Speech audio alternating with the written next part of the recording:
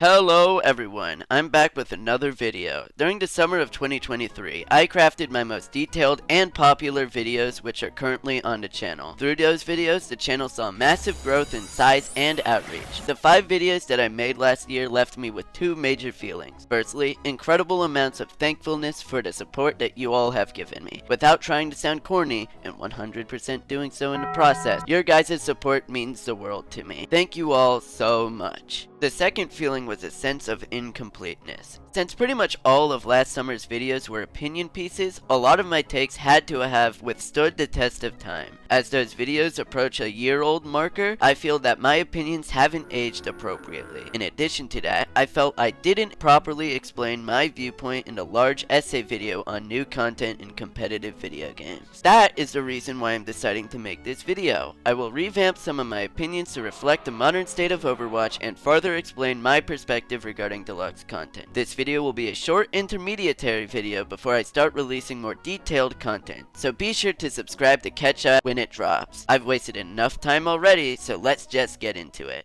Quick disclaimer, my commentary on these videos will be brief since I want to keep this video short. If you want to see my original opinions, please watch the videos first and come back here. Disclaimer over. For the top 5 best Overwatch abilities video, I no longer think that Anti-Nade and Junker Queen Shout qualify for being a top 5 ability. Both Ana and Gekko have struggled to find significant value in the succeeding seasons after that video's release. Both characters have been sidelined by superior characters in their respective roles, and thus their abilities don't leave as much of a significant impact. I would replace Anti-Nade with Winston Bubble and JQ Shout with Mauga Shout. Every other ability mentioned in this video is still present, but with a slightly different order. I think the new order should go as follows. Number 5 is Blink, number 4 is Monkey Bubble, number 3 is Mauga Shout, number 2 is Resurrect, and number 1 is Suzu. Even though Mercy is an incredibly weak support in the current meta, I personally don't think that it's because of Resurrect. If Rez was in any other character's kit, it would easily make them a more viable character. Mercy is bad because of her inability to contribute to the fight, her predictable mobility, and her relatively useless ultimate, not because of Resurrect. For the bottom 5 Overwatch 2 abilities video, my only adjustment would go to Bastion Nade. Almost immediately after that video released, Blizzard hyper buffed Bastion Nade to be an insane ability. It went from being barely relevant as an ability to being something that allowed Bastion to become actually viable. His nade still possesses an incredible threat, especially to squishier targets. To replace Bastion Nade on the list, I would personally elect Reaper's Teleport. It's an extremely situational and predictable ability that is only useful in niche situations. It's a boring, lame, and sad ability that would fit comfortably at the number 4 spot on the list.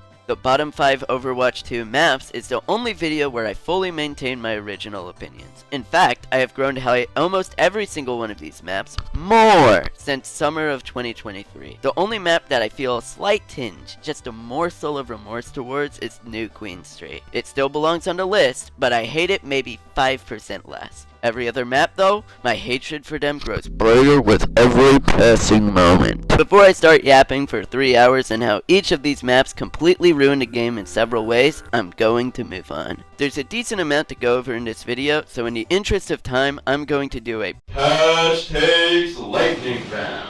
Ready? Here we go. DM is too oppressive right now. Needs a nerfington. The bugs are still not fixed. Other than that, leave him be. Nerf range damage and survivability now. Rah! Wait, he's actually kind of good now? Nerf damage. Rah! Nerf damage, rah! Just accept that it doesn't work in a 5v5 format and take him to go see the rabbit. Buff beam, nerf stickies, easy. I don't really know. It might just be Gensho for bros. Make dragons destroy deployables. Nerf damage. Nerf her damage per bullet, but increase her effective range. Replace Venomine with something else. I don't know. Widow not greatest right now. I think we should keep it that way. LOL. Revert the dumb sleep dart change, give her a mobility option, and change her absolutely shocked hitbox. It's time to change more people. Let's make it happen. Nerf everything. Kill, destroy, burn, carnage, fire. Similar to break. Nerf, kill everything. Destroy. Your character's so bad, lol. Nerf damage. As for the new characters, nerf Alari damage, nerf Mauga damage, and Venture, they're chill. They don't need anything. As for right now, that is. The longest video gets the longest commentary. Who could have seen that coming? I want to be clear that I wholeheartedly stand by my opinion in the current age. The reason why I say opinion in quotations is that because while it is technically my personal opinion, I think that there's enough evidence out there to validate everything that I said in the video. We can use the past year as proof. In Overwatch, we've seen 3 new characters get added. Alari and Mauga have both proved to have been problematic problematic in the past and are currently trending towards becoming problematic again. Since Venture is so new, they really haven't had enough time to find a proper niche in the current meta. While their character design is cool and interesting, I think that Venture is also extremely corny and can become really annoying with more buffs. The older new characters have continued to be a menace as well. Kiriko is still the best character in the game, Sojourner is still the best DPS in the game, and JQ and Ram continue to be omnipresent threats. The original worst character in the game, being Lifeweaver, has also been gradually buffed to the point where you can basically never interact with him if you're a DPS. He's still not good, but he's seen progressively more and more playtime.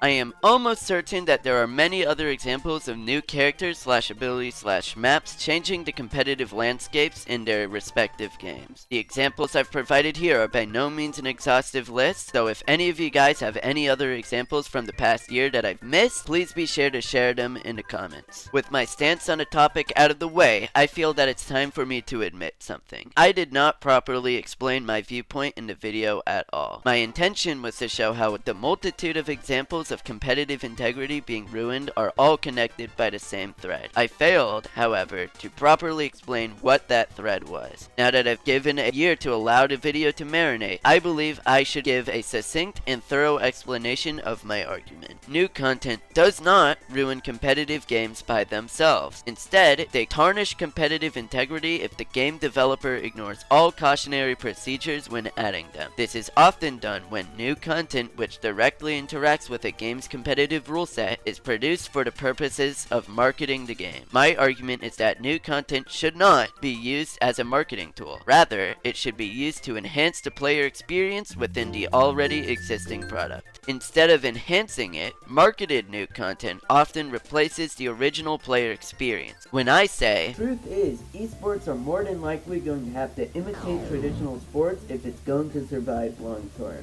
I don't mean that esports should imitate the marketing, franchising, and broadcasting of traditional sports. I am simply referring to the process of adding new content with caution. What do I mean when I say adding new content with caution? Well, new content should be added within the parameters of my 3 made-up criteria. Number 1, new content should be added with the express goal of enhancing the competitive ecosystem. Number 2, new content should add something fresh to the game without directly overpowering or competing with existing content. And number 3, new content that interacts with the competitive aspect of a game should not be able to be monetized and should be provided to every player without restrictions. Developers create new content with respect to these 3 criteria. I personally believe that new content can become a positive element within competitive video games. Some of you in the audience may have a pressing question in response to my criteria. New content added to enhance only the competitive ecosystem. What about the casuals? Answering that question is an incredibly daunting challenge. Why should developers cater their balance to a small and select group of extremely dedicated players whilst ignoring the vast majority of the player base? Isn't